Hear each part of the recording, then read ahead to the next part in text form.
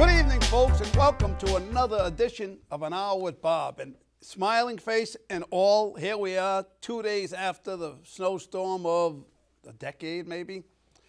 You know, it probably would have been in the category of the blizzard of 78 had we not had, in this case, don't blame the meteorologists because they were on the money. They called the shot. They all did. In fact, I had some clips from one of them, and I was going to bring one of the meteorologists on. I said wouldn't be fair to the other stations. So if I couldn't get them all on, I figured I wouldn't put any one of them on. But I wanted to point out that they were all on the money. I copied all the tapes, both, all of them, 12, 10, 6, even New England Cable News, which I also sometimes watch in the morning because our good friend Steve Averson's on that channel, formerly of Channel 12. And they all said between 18 and 24 inches.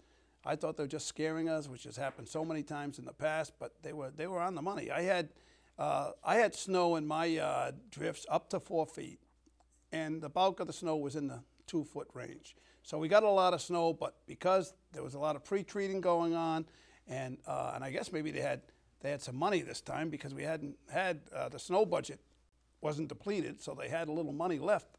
So they did some plowing, and also, if you remember, if you're around during the blizzard of 78, you remember that the snowstorm, the peak of the snowstorm was during rush hour when people were coming home. So when one car gets stuck in one lane on 95, another car gets stuck in the other lane, and the third car gets stuck, everybody was stuck, which happened on the Long Island Expressway, by the way. It was shut down over 30 miles of the Long Island Expressway.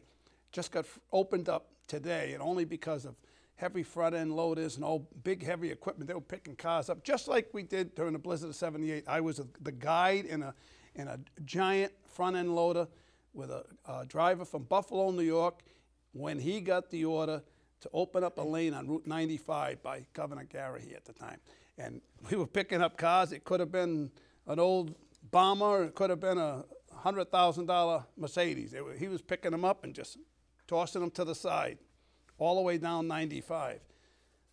I was a little disappointed, though, when we reached the Massachusetts line, by the way, because it was down to the bare pavement. They had, I guess, decided early to start plowing. Anyway, let's get to my guest tonight. Good friend, known him a long time, knew his dad. I don't know if before him. No, it wouldn't be before him because he's close to my age a little bit. So I know that. Before me. Before you? Yeah. All right. I knew him. I knew him before. I knew his dad before he knew his dad. In fact, he was a teacher of mine at Pawtucket West High School. He was a great guy, real great guy. Anyway, Peter, how you doing? Good, Bob. Thanks for having me on again. Peter Kilmartin, the Attorney General of the state of Rhode Island. And I know, you know, that I don't do political shows, and this is not a political show. This is a friend of mine. He's on because he's a friend of mine, and because he's the Attorney General. So how's things going since you Great. been the Attorney General? How's it? How you liking it? I love it. Do you really? Fast 2 years, but needless to say, a lot of issues daily. They change daily, just like the news changes daily. Sure. But it's a great job. How do you pick and choose? We don't get to pick and choose. The issues they come to you, right? They come to us, and hopefully we deal with them promptly and responsibly and move forward to the next issue that could come in 5 minutes later or a day later. Right. So it does make it exciting, right? I often get asked, what's the most challenging part of the job and what do I like best about the job? And it's the same answer. It's that every day. It's different. It's different. Right. So there's really no boredom. There's no. One day I could be meeting with somebody with hospital presidents on a merger of a hospital. The next day I could be discussing lifetime without parole for a defendant. Right. So it runs the gamut and everything in between. Now, how many people work there? First of all, how many attorneys work there? There's about 95 attorneys, 231 staff total, spread throughout all the counties. Providence County, Washington County, we have an office. Kent County, we have an office. Newport County, we have an office. Right. So now, do you have to run around and hit all those? I do. Yeah. Yeah, I periodically visit the county, see how they're doing, ask them what problems they have. And, you know, usually the problems are space-related. We have cramped quarters. But that's, Kent County, that building, was, is a new building. Right. So that one's not too bad. But Newport County. It's a very old colonial building. Yeah, where is it? Where is it in Newport County? It's over. It's right behind the old Theater? right next to the old State House over that area, near the theater. Near right the theater. diagonally up the hill from it. Okay, I do Right know where opposite. you're talking about. Yeah, I do know where you're talking about. Yes. So, but it's good. It's like I said, the folks work real hard. They don't get paid overtime. They get salaries. Oh, they really? Oh yeah. Oh, I didn't realize that. And I plug them every chance I get because if somebody says to me you're doing a good job, I say no, the staff is doing a good job. Exactly. If somebody says you're doing a rotten job, I'll take the blame for that. Right. But they do Kind of what I deal with here. Well, that's the way it should be. But Yeah, you know what? exactly. They do a good job. They put in over 20,000 hours a year in uncompensated extra time. Wow. You go in on a weekend, you'll see staff working on an upcoming trial or an issue that's they're deeply involved And in. they're not OT'd. They're not And overtime. they're not over. No one's overtime. Wow, that's nice to hear. So I know how hard they work, and I witness it firsthand, and that's why I like to say it every chance I get. Then I better say about my crew because they work. That's Corey and Ryan and No, John. they're here on a night like this after Yeah, the storm. and without being first paid. Weekend without being paid. And as I pointed out to you, and you knew it anyway, I've been doing this show 21 years, and on May 29th, I'll be in my 22nd year without compensation. Just think if I got a lousy $30,000 times 21 years or 20 years. Do you have enjoyment? I do it. It's my way of doing things. It's my hobby. It's, I don't drink, I don't smoke, Getting up in the morning, going to work with a smile on your face, or coming here this evening with a smile on your face in your case, that's pretty good compensation right Yeah. there. Not Oh, it everybody is. can say that they have the ability to do that. Oh, I'm not complaining. I'm certainly not complaining because I enjoy meeting people and get to speak to people like yourself. And, our next guest, Parker Gavigan's here from NBC 10. He should be very tired after working hard all weekend, the media all over the Yeah. state. Well, he should be more tired. He's got a 2-month-old little girl. That's why he's here. You got a little break from the action, so to speak, right? Hey, speaking of the snowstorm, now you're a Pawtucket resident. How'd you do? How was the snow for you? Well, Friday night I was out till about 10:30 with my neighbor. We snow blowed all our properties and got up the next morning. Did And it did all it over again, right? Because it blew. As of right now, we're taping on Monday night. There's a big puddle of water in front of my house, Yes, and yeah. when I leave here, hopefully I can reach the storm drains. But all in all, I can't say I fared too badly. I know some people who lost their power. I checked on a couple of elderly folks yesterday. That's my a good wife made idea, some yeah. meals for, and thankfully they were okay. They were doing all right, and that's one thing. Any storm, I encourage all the viewers to do. If you know an elderly person, reach out to them. Try to make sure they're okay. If they're like my mother was, they're very independent. They want to stay home. Exactly. And fear for themselves, but it doesn't hurt to look in. No, my mother was always like that. Yeah. Now, I've been trying to tell people on Facebook, but I haven't had the opportunity on TV. They make, first of all, people think, I was talking to some people Friday as the storm was starting, and actually Thursday night, and asking them, what do you have for heat? And if you have electric heat and you lose your electricity, you're done. If you have oil heat and you lose your electricity, you're still done because the oil can't fire without the electricity. If you have gas heat and it's not electronically ignited, you have heat. There's a switch on the relay. There's a box on the side of every boiler. I'm talking about baseboard systems, right. Not hot air system, because it's not going to work. The hot air system is run by electricity. The fans run by electricity, so you're out of luck there. Although if you get the boiler to turn on, the heat would rise and you'd get some heat, residual heat. But in a baseboard system, hydroculated system as it's called, where the water runs through the baseboard, Right. There's a switch on many of them, at least on my Utica boiler, that you can switch to manual, and the boiler will operate. And what happens is it heats the water in the boiler to 190, whatever it's set at, and water rises. The heated water rises. So you will get heat through the pipes. During the blizzard 78, we were out of electricity. But I had a heat, not only had a heat, they were using it as a substation for the Pawtucket Police and the National Guard. We're living in my first floor. Really? Yeah. We had heat. I had a 3-zone heat, and we didn't have electricity. But with those guys, we got the generator going, and we ended up working that out. But even before we had the generator going, I went down and put that on manual, and it overrode the system, whatever it is. And we had heat. Not quite as good, but we had heat. And I tell people that don't have that, everybody's got a gas grill, right? Just about everybody. One of those tanks, the gas tanks, right? Well, having done construction in my time, they have this. It looks like a pancake. It's only about that big, and it fits in a box about this big when you buy it, and it sets on the top of a. You take your connection for your gas grill off. It sets on the top of the gas grill, and you turn the flame. It has an igniter, just like you push it in, it ignites it, and it ignites a flame, a little flame. You can set it low, high, or whatever, and that'll last a couple of days at least on one tank of propane. Really? No threat of carbon monoxide? No, it's not, because it burns clean. It burns totally clean. I mean, I'd still crack a window if I had it, but you can buy that at Home Depot or at Lowe's or any hardware store. You can buy them, and they're not expensive. They're only about $25. And what a thing to have in case of an emergency. Yeah, we're fortunate. We put in a generator? wood-burning stove. Oh, that's the way to go. So granted, the blower on it's electric, but I have a small generator. Worst comes to worst, I run a cord out the window. Right, but even without it, outside. Right, even without it, you're still going to get heat from the stove. So, but thankfully, we didn't have to. We had it on anyway, but we didn't have to resort to it. So. Well, in fact, by the way, in my house there that I was living in '76, I had 2 fireplaces and a wood stove. I had a wood stove in the basement, fireplace on the first floor, fireplace on the second floor. Nice. So we were cooking good and the gas heating working.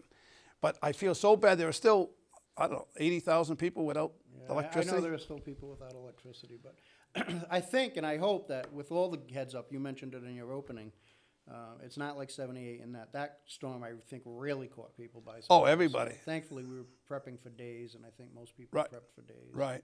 And it happened a little later in the day. Although, I mean, the snow started earlier, but it didn't come down heavy until later.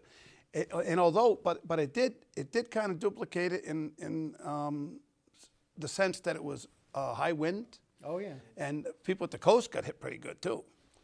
Yeah, somebody sent me photos, actually, from the coast. Yeah, I mean, the tides were up, I don't know, 10 or 15 feet. I mean, the waves were 10 or 15 feet. Nor'easter is a tough storm, and when you mix in everything that comes with it, it was a dangerous storm. I wonder how the Coast Guard house did. I don't think they've begun the repairs from the hurricane yet. So. But can you imagine the people from New Jersey and Long Island, New York?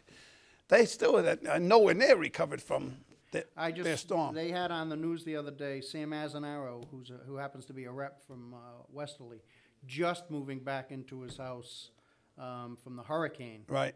And now this storm was hitting, I believe, the day or the day before he was moving in. So hopefully they all made out well down there. Wow. All right, let's get back to current events in the Attorney General's office. What do you got going? You got something going right now in the AG's office that you're pushing, something with teens? One of the things, we try to do a lot of outreach on different topics. Right. And February is for Teen Awareness Month as far as abusive relationships. Right. And which is pretty commonplace, Which is unfortunately very common. I can even rattle off some stats if you Go ahead. Yeah, I would. I would want you to. It's amazing. It's a survey that was commissioned by this Empower program, it's called. And these are young girls, junior high school girls. Well, they got boyfriends. 25% of 14 to 17-year-olds know at least one peer, P-E-E-R, right, who is a victim of dating violence. 25%, 14 to 17. Wow. 50% of teens know of someone who has been physically, emotionally, verbally, or sexually abused during a dating relationship. Yeah.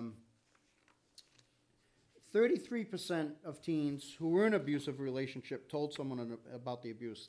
That means 67% of teens are not telling. Not telling anybody. Well, they're embarrassed in many cases. And that's where I think friends, teenage friends, parents of teens, and the teens themselves, they have to know the signs, be aware of the signs of dating violence. Right.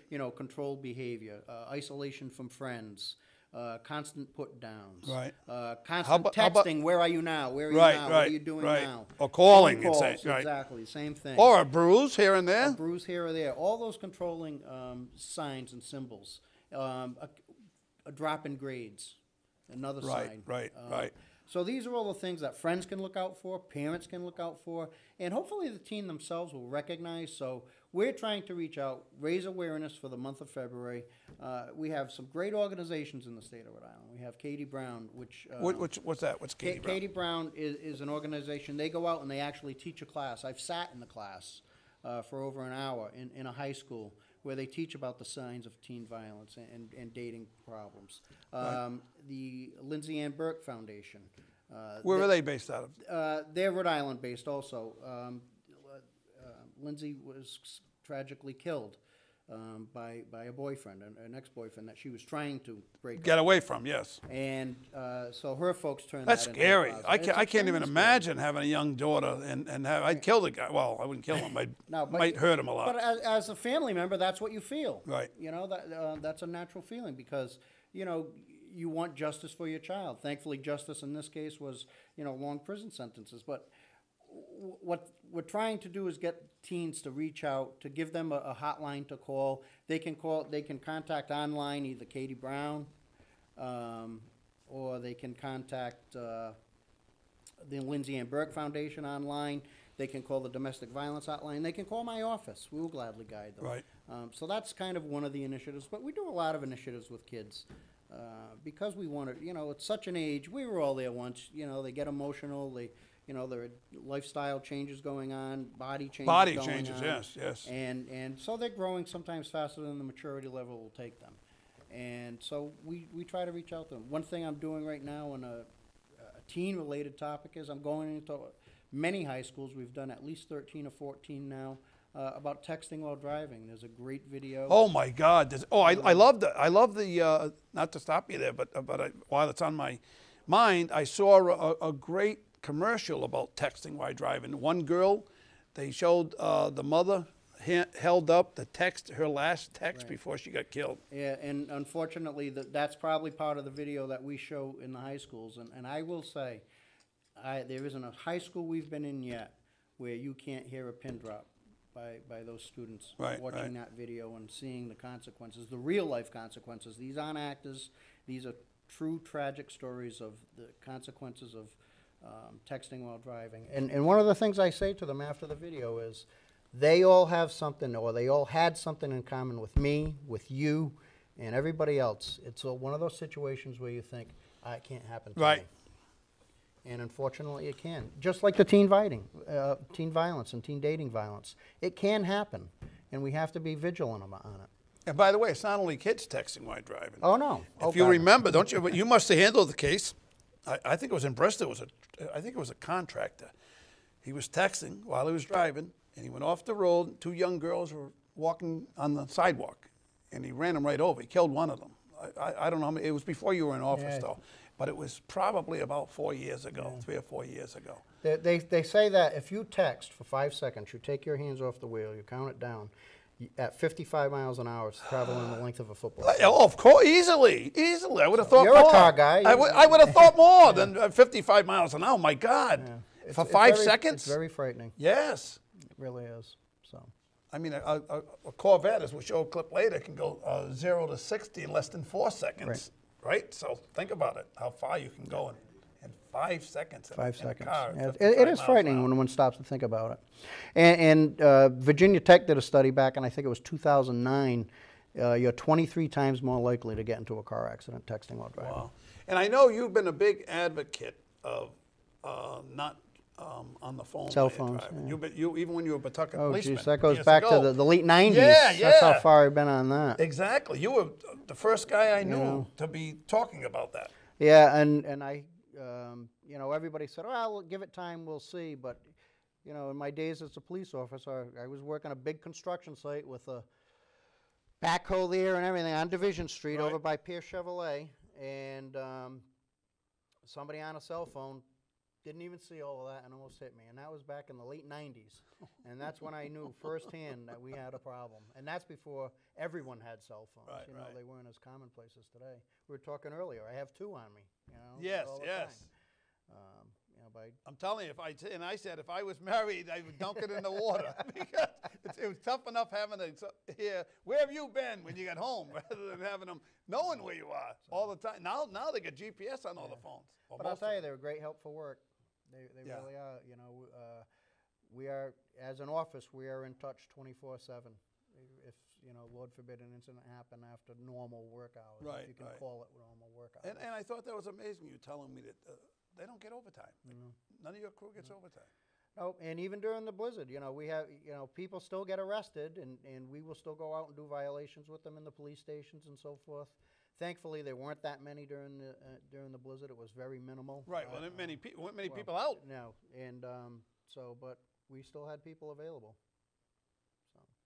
All right. Now, one of your other main topics, right? Well, at least one of our topics we're going to discuss now is one of my favorite topics: is consumer protection, and they're all different aspects of consumer protection. Yes, there right? are. And what are your targeted items of consumer protection? Right? We have the office available for anybody with a consumer-related issue. We do, which a lot of people don't understand, we do have some limitations as to how we can pursue things from a deceptive trade practices stand by virtue of both Rhode Island statute and Rhode Island case law.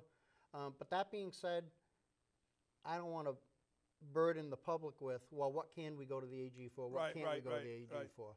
If you have a consumer problem, you call the AG's office, and if it's not within our limited jurisdiction, we will guide you to where to go for it. Right. I'll give you, for instance, and this one's probably timely with the storm. Contractors. Yep. If you have a complaint about a contractor, call us, and we will guide you through it. But you go to the Contractors Registration Board, where we have an attorney present from the AG's office. Right. And that's the first step in the process. And then if at the end things aren't settled, then theoretically we will be bringing it to court.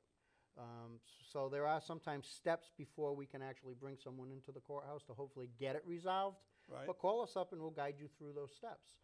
But we do a lot of consumer alerts, especially in times of a crisis like a blizzard or a hurricane, and we might remind people, ask for a copy of their insurance. Ask for their contractor's registration number. Check the Better Business Bureau. Call our office. And don't give cash up front. And don't give cash up now. But do all of the homework in advance, so hopefully you don't get scammed by a person who is not reputable or is not licensed to do business in the state. Because unfortunately, we all know it, there are people out there who will take advantage of people in the worst of situations. Yes, and the worse it is, the more likely they are to take advantage. Unfortunately, they know, like down what's happened in New Jersey and New York. There are groups that have put up, donate to this organization, and they're phony organizations. How about as a landlord? That's right. Disaster. Call the Red Cross. Donate to the Red Cross. That's it. Rhode Island it'll Red Cross. It'll go to the right place. They're reputable, and it'll help your neighbors. Exactly. These people, and how about the people taking the scam? Like, send us the money. You just won 1.5 million euro, but you got to send us $3,000 to collect the money. Well, give wait a us minute. your account number, or give us your social security How about? number. Oh, really? I won 1.5 million. Take it out of the 1.5 million. Send me the rest. Right. Yeah, if anybody online, telephone, via the snail mail, as they call it, the U.S. mail, any one of those, if you get a solicitation and they either want you to send a check or they ask for your social security number, any personal information, even your date of birth, all of that. But you know what? They still try it. And it's as amazing. Much as people like you and I try to get that message out to your listeners, there are people who still try it. It's amazing to me that, and I sometimes will send an email back, like, you actually get people that fall for this bull? Like, I'll put an ad in on Craigslist, which is a big one for the scams. Apartment for rent, right? They'll call, and it always seems to be either the United Kingdom, UK, you look at the, I'll hit up on the reply, and it'll be somewhere in that return address will be UK. Right. Or it'll be somewhere in Africa. And what they do is, it's the craziest thing. Yeah, I want to send you, I'm going to send you, say the rent's 600. I'm going to send you the 600 rent and a 600 security deposit, 1,200. But I'm going to send you 2,000. I only got a check for 2,000. Can just send me the rest. I'll be coming over with my wife in 2 weeks or something. She's got to work at the college near you. They don't even know the college. They're just throwing it out there and hoping some idiot is going to, I got 1,200 and they're not even coming for another month, but they're going to pay now. They're going to start paying a month early. Yep. And they got to have people that are sucked into it. Another one that is very common, they'll steal your, say you have a Yahoo email account. Right. They'll steal your email account. They'll hijack it, and then I'll be in your list of people, you know, your contact Friends, list, yeah. friends, contacts. And then I'll get an email. This Bob's is Bob, in trouble. I'm stuck here. I'm in trouble. And it comes from your email Right. address, so it looks legit. Right. Obviously, again, the red flag should go up. That's actually happened to a couple of friends of mine, and I've gotten that email. Yes. I don't email them back. I call them up and say, check Yeah, your email. exactly. Well, it could happen with somebody like me because I do travel around the world. Imagine getting an email saying, oh, I'm in a little jam. Peter, can you send me 500 or something? I got to get back. I lost my ticket or something. I know you wouldn't ask me because I don't have it.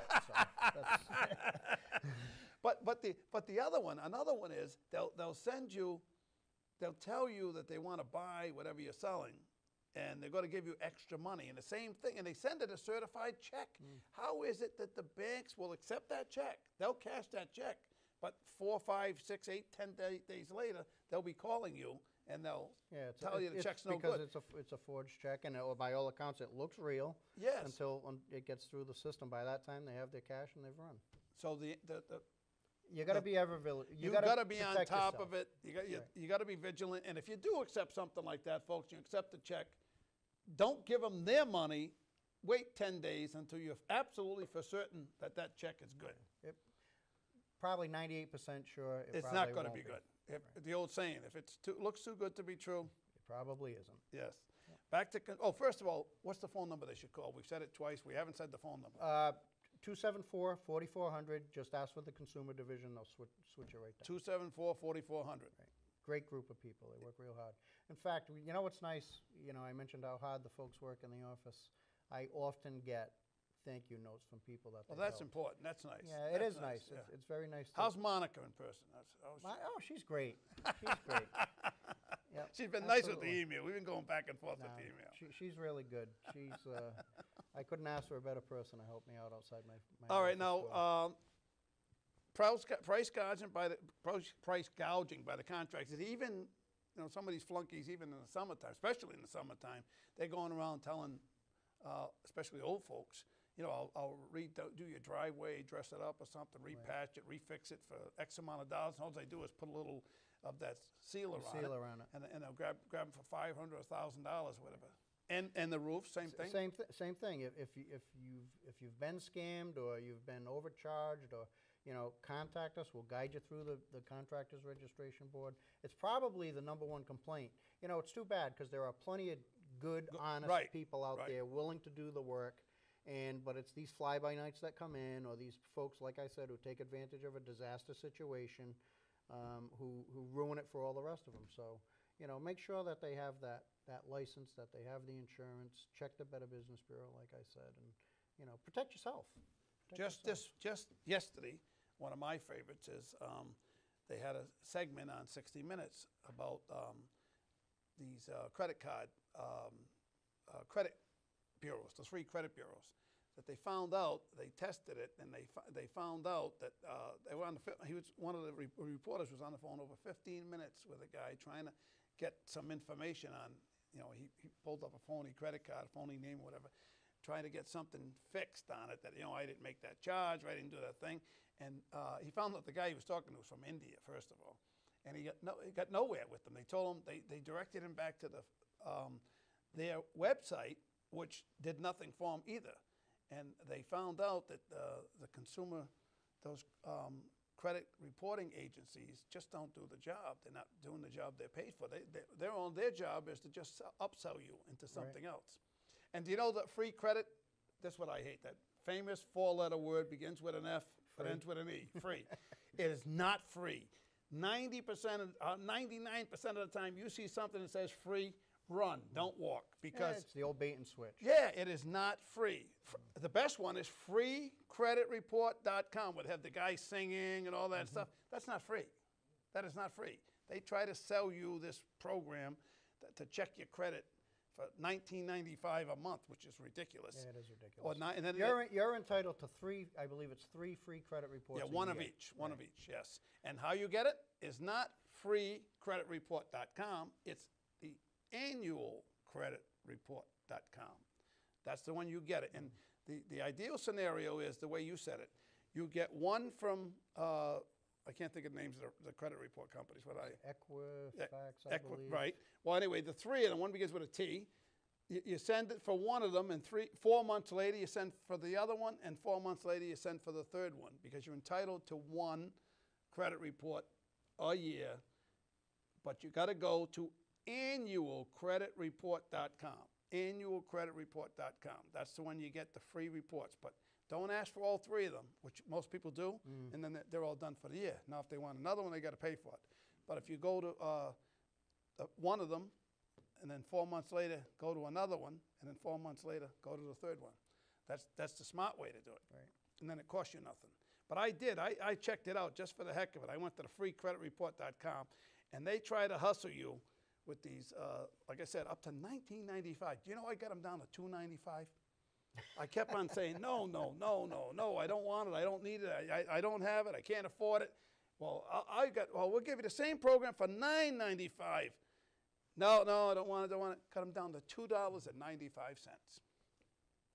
That's pretty darn good. Yeah, that was pretty good. And by the way, you can do that if you have a complaint with a credit card company or an argument about the rates, because I'm amazed at how they get away with it in this country. The rate of, the highest rate a credit card company can charge you in this state is 33.9% interest. That's sick. That's sick, especially when they pay less than 1/2% to borrow the money from the Federal Reserve. And that's a big swing. Yeah, that's a big dichotomy. I mean, they should be on the Hills. I don't think they get that kind of rate, did they, General? 33.9% interest. No, it is a big swing, and that's one thing. Especially college kids. You want to get back to the youth.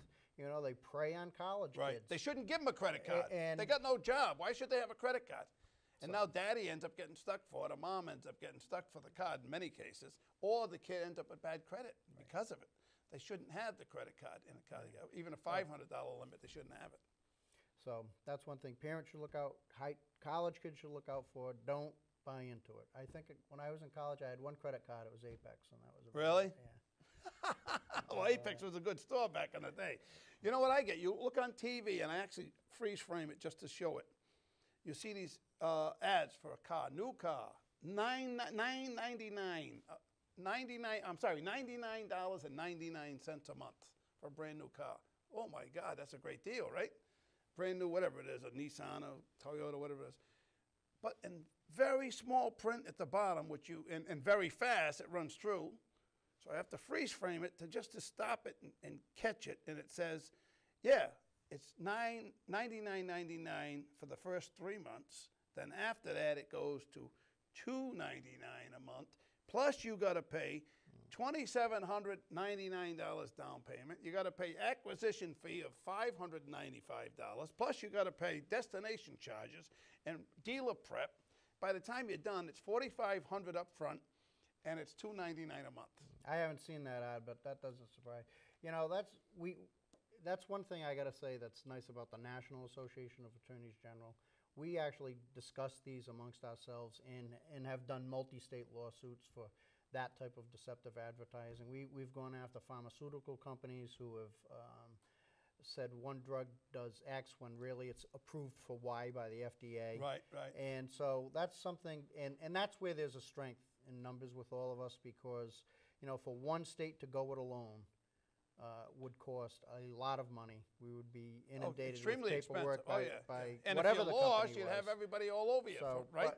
But this way, at least as a united front, we can be a lot stronger in doing it all together. So we participate in a lot of those. We've brought a lot of monies back into the state of Rhode Island by doing things like that. Yeah, you just had one recently. Yeah, was it Google? Who was it? Well, Google was worth $60 million. Yes. Just for my just office for your alone. yeah. That was a $500 million forfeiture from Google.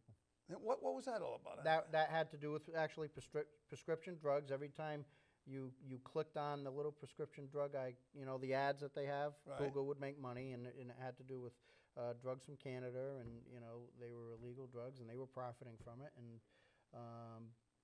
there was that investigation was sold to Rhode Island. It was the U.S. Attorney's Office, DEA. Well, that was started in Rhode Island? It was sold. It was all Rhode Island. It was a Rhode Island operation. It was, yeah. That's why Rhode Island, who was Got it? such a large share. East, of all was it East East Providence? Providence? No, East Providence, North Providence. Oh, North Providence, right. AG's office, National Guard. Anybody who was on that small task force that was working on it. Nice. So.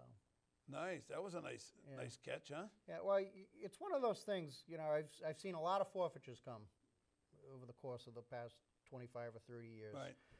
That's probably a once in a generation. Yeah, you but know? yeah, of course it is. There are a lot of task force that law enforcement work on day in and day out that, you know, bring in, you know, maybe $100,000, maybe $50,000. I think the last big one like that would have been Little Compton back in the 80s. They got multi-million-dollar forfeiture from drugs coming up. I was just going to say it. Didn't you just have one, though? Didn't you have one recently? Didn't you have a big case? I don't know. Maybe it was before you were on. Maybe it was before you were on. There was a big cocaine. Oh, that was a case that actually was. That involved state police, some task force members, DEA, and that was a case that initially came to our office. It had international implications. Right. Something just happened with it. Yeah, they just got sentenced. Those folks. That's why. But that was again. That was a case because of the international aspect of it. Took so long? Well, no, we actually turned the entire case over to the U.S. Attorney's Office. Okay. Due to the jurisdictional issues, which was obviously easier for them to handle than us to handle Sure. because of the international nature. And they just got those folks just got sentenced, so at the federal level. And another case, another big case was, of all things, is Subway sandwich with their not foot-long sandwich. That's ongoing. Yeah, and I mentioned earlier, it's what's amazing to me, and maybe I'm just more cognizant of it. They're advertising those more now. footlongs more now than ever.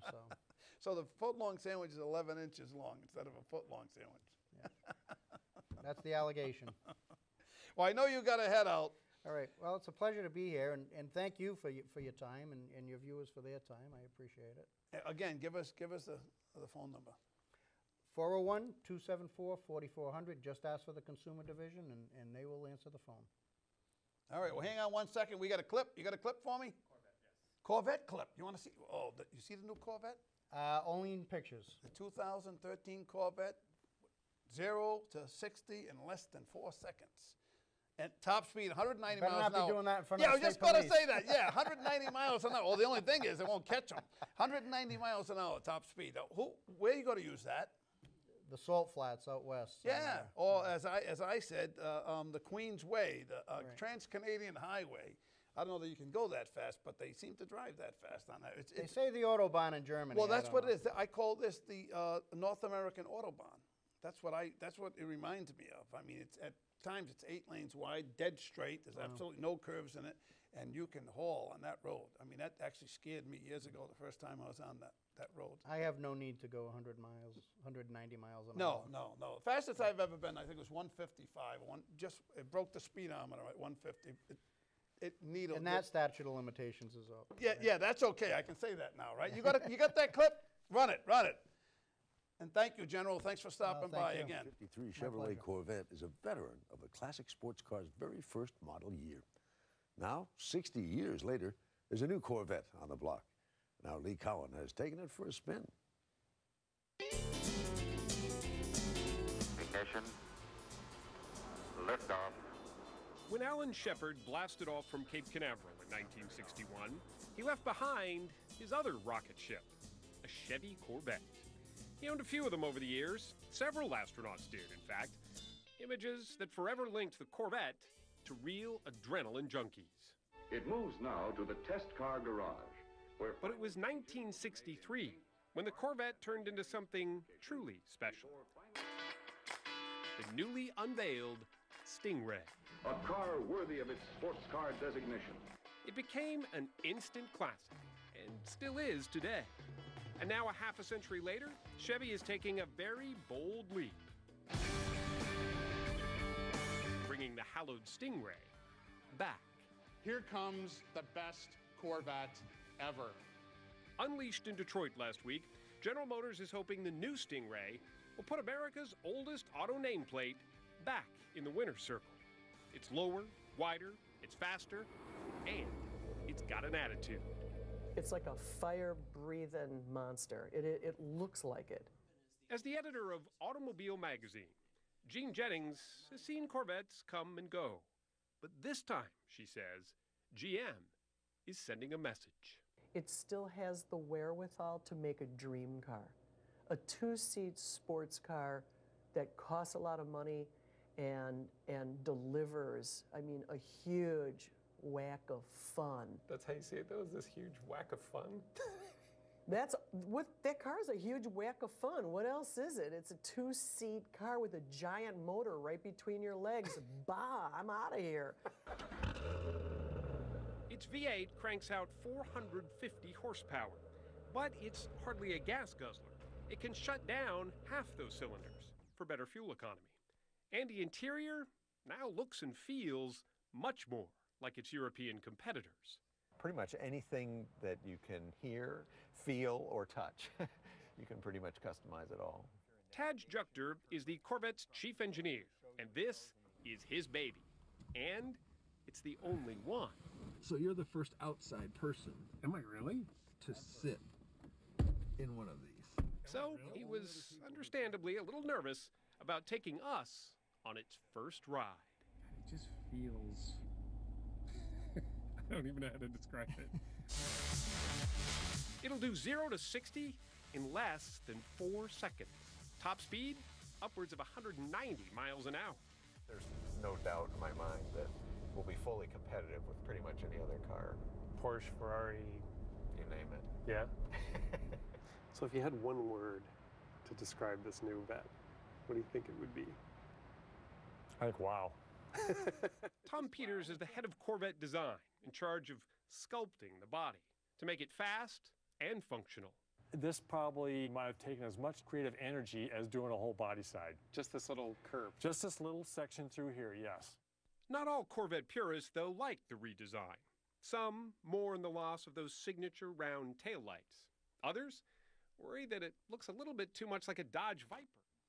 Hey, folks, we're back on An Hour with Bob, and guess who's with us now? The new dad, Parker Gavigan. How you doing, Parker? Hey, Bob. How are you? Good, thanks. Nice to see you. Nice to see you. And congratulations on the little one. Thank you. I know. Grace, is that her name? Grace. Grace Gavigan. Yeah? Is Yeah. she? How is she? 2 months old? Is she got a personality yet? She or? does. You know, she's at that age where she's finally smiling back at you, and she's not this just, whining thing there and needs food and all this attention. Right. You know, she's smiling and laughing and giving it back to us, All right. Well, just think. As time goes on, you're going to have 2 women to deal with, not one. Just remember that. I know. I know one guy, one friend of mine, he wanted the worst way to have a son. Yeah. He had 7 girls. And it's a lot of weddings. He come on in my restaurant one day. I had a restaurant in the 80s. He come in my restaurant one day and had a cigar for me, and it said, "It's a boy" on it. Handed me the cigar. I go, "What's this?" He goes, "My wife's pregnant, and it's a boy." I go, "Oh, my God, congratulations," right? A couple days later, he come back in with another cigar. It's a girl. I said, "Oh, no, they made a mistake." He goes, "No, it's twins." So I'm still having another girl. Wow. So he had 8 girls and 1 boy. Oh, wow. Yeah, that's a lot of weddings. So listen, people don't know a lot about you. Now, you used to work for Channel 6. You're with 10 now. And by the way, congratulations on being on Channel 10's The I-Team, right? Thank you. Yeah. As of last month, you just got... Yeah, I'm joining longtime investigative reporter Jim Terracani. Oh, who's the legend in that business. Absolutely. And my colleague Katie Davis and I are now part of this new team. And we're just, we're hitting the street. It's old shoe leather reporting at its best, really, Right. Righting wrongs and rooting out corruption and waste wherever wherever Now, you did that a while back, way back in, was it Fayetteville? Fayetteville, Arkansas, Arkansas. Yeah. That's where I got my first. 2008, maybe? Was it? No, 2006, even before that, Before that, yeah. I know, I've been reporting now for, I want to say, 8 years now. So, wow. Yeah, Emerson, I went up to... That's where you went to school. I mean, by the way, you're from Massachusetts. Yeah. You're close by. You're exactly. from Southeast Massachusetts. I grew up in Rochester, over near New Bedford, so... Okay. Yeah, local. Always coming out to Rhode Island for whether the malls or in my later youth, the nightclubs and all that. Now, what was your favorite nightclub in the day? Oh, going back in the day, it was the Complex here. I didn't come out much. Oh, the Complex. Yeah. Well, the guy that wrote the song, the original song to this show 21 years ago, and we got to revive that too, Billy Musto. He was one of the piano players. Remember the dueling pianos Sure. in the Complex? There were two guys, Jim Hitt and Billy Musto. Jim Hitt has been on the last 3 or 4 telethons for us, and Billy Musto was on probably the first 10 or 12. And they used to do the dueling pianos up there on the second floor of the Complex. Yeah. Well, I wasn't out there much, but I would always come out this way. So. Come up there once in a while, huh? Yeah. So I mean, coming back to Providence and reporting in Providence, it's like coming home, you know. All right, we went to Emerson, and after Emerson, you got a master's degree. Where'd you get your master's? Well, actually, I got my master's at Emerson. At Emerson. Yeah. All right, but where else did you go to school? University of you went to Tampa, University of Tampa in But Florida. you also went into the well, we were talking about it before. Into England, didn't you? Yes. Yeah. University of Westminster in London. Now, how long were you there? I was only there for a semester. It was kind of a study. An exchange program. Yeah, exactly. But good time and lifelong friends, you know. Yeah. And some good pubs over there too. So. Now, what kind of name is Parker? I never heard any, but well, I guess I think it's always a last name, right? I mean, yeah. I know. It's kind of a cool name. How did you get that? Well, it was an old family name on my father's side. An old family last name or old first family name? last name, and my father. Too many shots in the pub, and he didn't know first or last. Well, my father had a grandmother who she had no sons with the last name Parker, and got so this you. was kind of keeping the family name alive, sort of thing. So.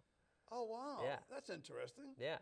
Yeah. So, any brothers and sisters? One sister who's younger. Yeah. And she didn't end up with a last name as her first name, did she? No, she didn't. She ended up with a state. A state. Georgia. I know. So my parents were a little before their time, you know, with the name thing. What ancestry are you from? What are you? Irish? Irish and Scottish, yeah. Irish and Scottish. So you fight with yourself a lot. Sure. Yeah. I know. And I married an Irish girl too. You did? I did. So is your daughter got blonde hair, red hair, what? She's kind of on the darker side. Really? Yeah. So she might More be a toward brunette. Yeah. I know, and of course Well, it's too early to tell. Well, though. my wife is a blonde, and so everybody says, "Where's the dark hair?" And my wife says, "Well, she definitely gave me up, you know, on the coloring job." Oh no, really? Oh my God. Yeah, she's sharing mommy's secret, you know. Well, a lot of that, you find that to be true. A lot of blondes, they're bottle blondes anyway. And you may know my wife. She's actually on TV too. Doreen Scanlon over at Oh, Channel of course 6. of course I do. Yeah. Yep. Well, that isn't the first time I've seen connections like that. Yeah. Because Mark Seros's wife used to be on TV at 10 before he was at 10. Yeah. Now, what is the connection with you guys with 10, 6 and 10? What's going on there? I see a few of that. That happens a few times. It happens a lot. Well, you know who started that, don't you? Who? In fact, he was the highest paid guy around for a while, John Giossi. Okay, yeah. Back in I don't know, the late '80s or something, he got a huge contract to Over jump at over 6. To jump over to 10. Okay. Or was it vice versa? I think it was vice versa. Vice versa. Jump from 10 to 6. Yeah. Yep. He got a big contract. And then he went back to 10. Then he went back to 10. Yeah. But Mark Seros is with 10. Yep. And he's done very well over there. Yeah. Great guy, too. Yeah, Mark's a great guy. Yeah. Yep. And his wife, Nicole Neary, is it Mary or Neary? Nicole Neary. Yep. She used to be at 10. And she was at 10 as well, yeah. Yeah, and there was somebody on Channel 12 was like that, too. A lot of married couples, I know. Yeah, married well, couples. you're always, you're working all these crazy hours, and I guess you don't have any chance to meet anybody else, right? You got to take somebody in your own business, right? Right, exactly. Especially the hours, huh? Well, and that's the thing too. At least when I'm working all these crazy hours, my wife gets it, you know. Right. Especially like this weekend with the storm. I mean, crazy. How many hours did you work this week? What hours did you work? We did like 12 on, 12 off, 12 on, 12 off. But it's the times too. I mean, when you got to work these late night overnights, or you got to work early in the morning, like Frank Coletta goes to bed like 7 o'clock at night. Yeah, well, that's like my wife. She's up at 3 in the morning in the studio by 3:30 and on the air at 5. So. Oh my God. Wild hours. Oh I wouldn't my recommend God. it. You know. And John's a great guy too, DeLuca. John's a good guy. I like John's John. absolutely. John's a real cool guy. Yeah. Now, when you were doing the corruption stuff down at Fayetteville? Fayetteville. Yeah. The police corruption. Yeah, police corruption. Holy cow! Did you have to watch your back away. around there? Of course, you know everyone's got Yeah, shotguns. huh? Yeah, that had to be crazy. Yeah. That'd be crazy dangerous. You know? Now, Yeah. you won a couple awards for that, right? For that and other things. You've won yeah. 3 well, you've been nominated for 3 Emmys, right? Yeah, 3 Emmy nominations for various, investigative reports and some feature reports, actually. Right. And the Associated Press for investigative. AP Awards, yep. And for a documentary that we put together. What was that documentary about? It goes way back, actually. This is, 4 or 5 years ago now. Oh, that's way back. Yeah, exactly. 4 or 5 years. I know. Now I have shoes older than that, but that's right. Me too. Yeah, it had to do with a group of Rhode Island kids who were sailing for the first time. If you can imagine that. I mean, there's a lot of kids that never been out of the water. And you're a big boater, right? I'm more of a power guy. I'm not a sailor. Oh, really? Yeah. I like to just turn the key and go. Yeah. You know. You don't want to go like this. People don't realize that in a sailboat, you're going like this. I used to go with my brother-in-law once in a while, and he'd go, want to go to Newport. Yeah, we'd leave East Providence. It'd take us 5 hours to get to Newport. Right. And then if there's no wind on the way back, you were stuck. Yeah. Oh, Well, this was a big sailing trip. Inner city kids, and from Maryland, we left from Maryland and sailed into Newport. So. How long did that take you? It took about a little less than a week. Yeah. Wow. Yeah, it was pretty wild. But so we put together a half-hour special on it, and we won the AP for documentary. So speaking of shows on this, I do a show also called Bob's Big Adventure. Yeah. Years ago, I did a show on the boat that just sank down in North Carolina, the HMS Bounty. Okay. Yeah. There was a local tie. Obviously. I mean, what was going on in that guy's head to take that boat out in those seas? In those seas. I know. It was a replica of the original HMS Bounty, built for the movie. Yep. Mutiny on the Bounty by Turner had that built. And I took it out with 40 people one night. They wanted me to promote it. So I said, yeah, I'll promote it, but here's what I got to do to promote it. Yeah. Let us, your crew, and obviously they're not going to let us take it out. So we took it out from Providence, and we took it down the bay. We left at like 5 o'clock at night. Yeah. I had a band, 5-member band, 40 people, 3 restaurants donated the food. Wow. They allowed no booze. I don't drink anyway, but they allowed no booze on it at all. And we had a hell of a time. Yeah. In fact, I had one guy that owns a businessman.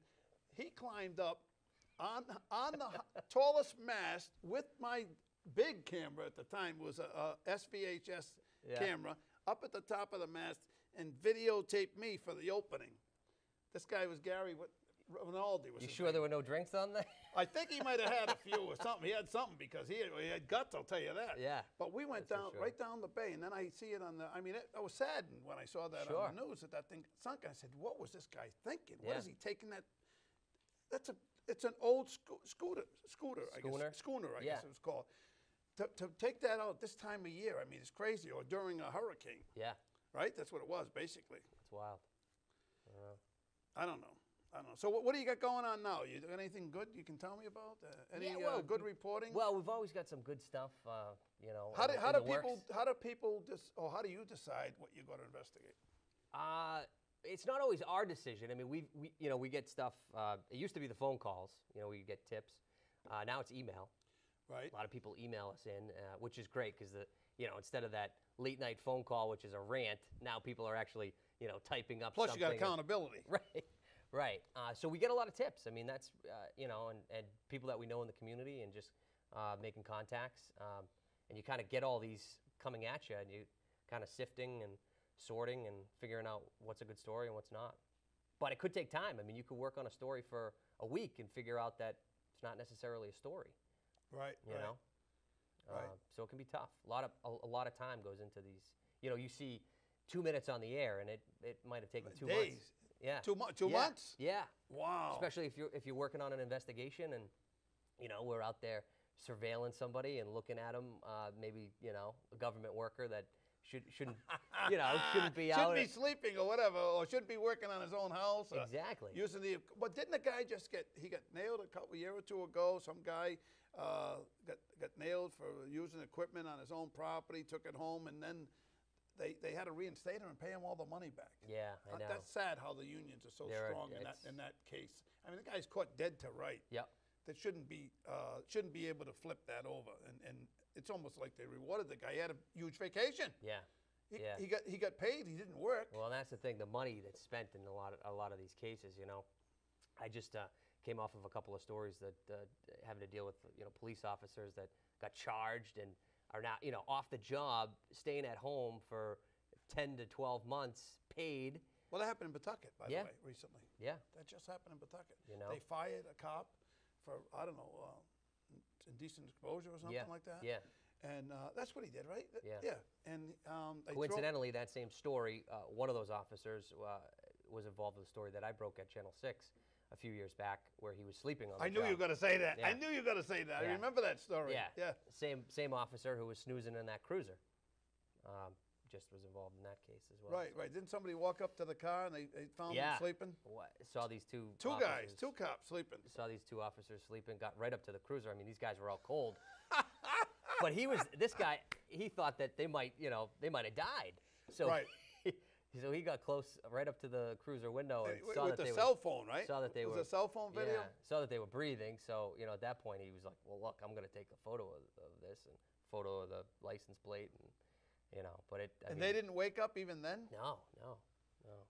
Well, they were having a good snooze, I guess, right? Yeah. On our dime. Exactly. So, and then, that person gets aggravated, and what do? They probably, I think that tipster called the police first, and you get nowhere, and then you call a news station. Right. That's the thing. A lot of these people. They could get it done with, taken care of if they just did it. Yeah. Right. And that's what's sad about it. They go to their town officials, they go to people they expect to get help from, and they can't, so they get frustrated and they come to a news station. Right. And they do the next best thing, or do something just to get some kind of a satisfaction out of it, to do something. Right. So, yeah, we feel good about what we do. We're helping folks. Yeah. So, you're in good company over there. You're learning from the best. That's for sure, right? Absolutely. I mean, he's been doing it longer than anybody that I can remember. For sure. Yeah, generations, decades. Now, how do they get a hold of you or get a hold of the station to if they have a tip? My email address is probably the easiest way. Gavigan. pgavigan@wjar.com. Right. Easiest way. I get it on my phone. I know you were talking to the Attorney General. We have these phones that are attached at the hip. So 24 hours. I don't know if I'd want to be married with a phone now, I'll tell you that. Two of them, right? Two of them, yeah. Both of you guys got two of them. Yeah, the Attorney General has two. I've got two. Sometimes it's too much, though, Yes. You can't just walk away. Well, you should put them together. Put them face to face or something. You get a big brick, Well, Parker, it's great to have you on, finally to get you on. Yeah, well, thank you for having me. Now, how long have you been over at 10 now? 2.5 years. Wow. Yeah. It goes by, doesn't it? It does. It flies. It does. Now, you still friendly with your other folks over? I know you are. That's a foolish question. Yeah, and because my wife is there. And right. So, yep. All right. Well, thank you for stopping by. Of course, Bob. Thank you for having me. When you get a good report coming on, you want to break it on an hour with Bob, you're certainly welcome to stop by. We'll let you know. Anytime. All right? Thank you very much. And thank you for spending part of an hour with Bob, and go see that beautiful little daughter of yours. Will do. I got to get some sleep, And the wife, too. Yeah, you got to get some sleep, too. I know. Yeah. These bags under my eyes, not just from the storm. Well, folks, thank you for spending an hour with Bob, and we'll see you in a couple of weeks. We got another great show coming up in 2 weeks. So until next time, see you.